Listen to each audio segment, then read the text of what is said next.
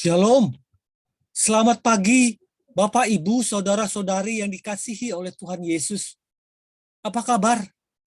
Kiranya selalu di dalam penyertaan Tuhan Yesus Kristus. Baik, kita kadang-kadang firman Tuhan pada pagi hari ini. Untuk itu mari, sebelumnya kita menyatukan hati untuk berdoa kepada Tuhan. Mari kita bersatu dalam doa. Sungguh besar kasih-Mu Bapa dalam kehidupan kami. Padahal kami sering meninggalkan Engkau, padahal kami sering mengecewakan hati-Mu, padahal kami sering bersikap ragu-ragu terhadap Engkau Tuhan pada waktu kami mengalami pencobaan kehidupan. Tetapi Engkau adalah Allah kami yang setia, Engkau tetap mengasihi kami, bahkan kami Engkau anggap seperti biji mata-Mu ya Tuhan, yang Kau lindungi, Engkau jagai. Terima kasih untuk pernyataan, terima kasih untuk besarnya kasih-Mu kepada kami ciptaan-Mu ini Tuhan. Untuk itu kami tidak ragu-ragu untuk memohon ke dalam tangan-Mu Tuhan.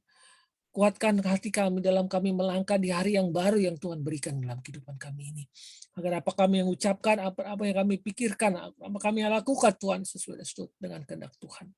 Kami juga berdoa buat teman-teman kami yang mengalami kelemahan fisik dikarenakan sakit penyakit, Tuhan yang mengangkat sakit penyakit mereka Bapa. Tuhan yang menyembuhkan mereka dan memberikan mereka kesabaran dalam menjalani proses pemulihan kesehatan. Kami juga berdoa buat teman-teman kami yang mengalami pencobaan kehidupan karena kecewaan hidup, karena roda ekonomi, atau karena hal yang lain. Kiranya Tuhan yang memberikan jalan keluar buat mereka. Tuhan yang selalu memberikan pengharapan. Tuhan yang selalu memberikan penghiburan dan damai sejahtera buat mereka. Terima kasih Tuhan, kami alaskan ibadah ini hanya di dalam nama Yesus Kristus Tuhan kami yang hidup. Amin. Ciuman yang pertama dan terakhir. Itu adalah judul renungan kita pada pagi hari ini. Nats firman Tuhan diambil dari Kejadian 27 ayat 1 sampai 4.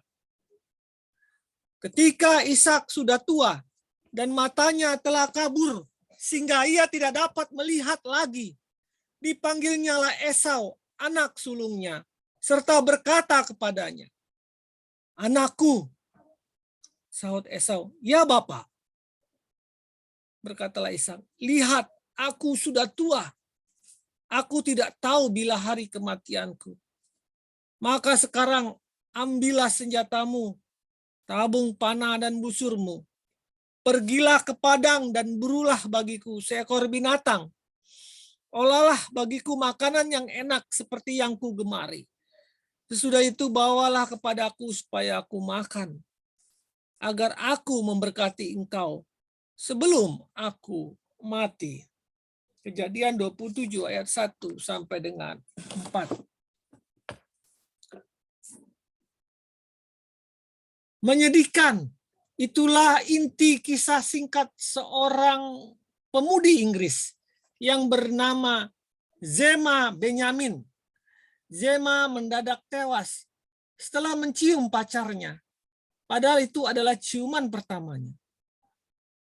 Dokter menyelidiki kasus kematian Zema dan mengatakan bahwa pemudi berumur 18 tahun ini terserang SADS atau Sudden Arrhythmic Death Syndrome atau sindrom kematian penyakit jantung mendadak, yaitu karena adanya denyut jantung yang tidak teratur.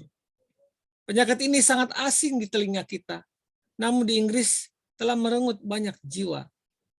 Sampai saat ini belum ada ahli kesehatan yang dapat menjelaskan penyebab dari sindrom mematikan ini. Daniel, pacar Zema, mengakui terkejut dengan peristiwa ini. Daniel menjelaskan bahwa Zema tiba-tiba kejang-kejang dan kemudian terkulai lemas setelah mencium dirinya. Aku menelepon ibu untuk menanyakan apakah dia memiliki penyakit epilepsi, namun ibunya menjawab tidak.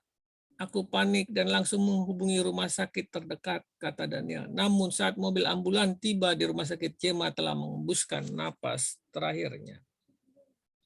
Kisah Zema ini mengingatkan bahwa jika saatnya tiba, manusia tidak bisa menolak kematian yang menjemputnya. Pengkhotbah berkata, tiada seorang pun berkuasa menahan angin, dan tiada seorang pun berkuasa atas hari kematian. Ishak sebagai orang yang bisa dikatakan hidupnya dekat dengan Tuhan, dia pun tidak memahami tentang hari kematiannya. Namun ada satu hal yang menarik untuk diperhatikan berkaitan dengan sikap Ishak menghadapi kematian yang dia tidak tahu kapan itu terjadi. Dia tidak ada rasa takut, juga tidak ada rasa khawatir, tidak ada kebingungan dalam dirinya, juga tidak ada kegelisahan. Sebaliknya Ishak melakukan sesuatu untuk mempersiapkan masa depan anak sulungnya Esau. Ishak memutuskan untuk memberkati Esau sebelum kematian menjemputnya. Sebagaimana kita tahu bahwa budaya saat itu sangat memperhatikan masalah berkat anak sulung. Berkat anak sulung yang diberikan seorang ayah berupa berkat jasmani dan berkat kepemimpinan serta berkat keimanan. Bapak Ibu yang dikasihi Tuhan, kembali lagi tadi kita melihat tentang kematian Jema yang mendadak. Itu membuat kita harus berusaha untuk hidup dengan bijak. Kita harus senantiasa mengetahui dan menyadari bahwa hidup ini adalah singkat dan kita harus senantiasa melakukan sesuatu yang sangat berguna dan berharga. Baik bagi diri kita sendiri maupun bagi sesama, terutama bagi keluarga kita. Terlebih lagi kita harus selalu menjaga hubungan baik dengan Tuhan. Jangan menunda-nunda sehingga kapanpun kematian itu menjemput, kita sudah siap dan kita sudah bisa berkata, aku siap Tuhan. Tuhan ajarku untuk hidup bijaksana, menggunakan waktu-waktu yang Tuhan berikan untuk berbuat baik dan menjadi berkat bagi sesama. Supaya kapanpun ajal menjemput, aku sudah tidak ragu lagi dan berkata, ini Tuhan, aku siap. Orang bijak akan menjadikan hari ini seakan-akan hari terakhir di dalam hidupnya. Selamat berkarya, selamat berguna bagi sesama dalam kehidupanmu. Tuhan memampukan dan menjagaimu. Amin.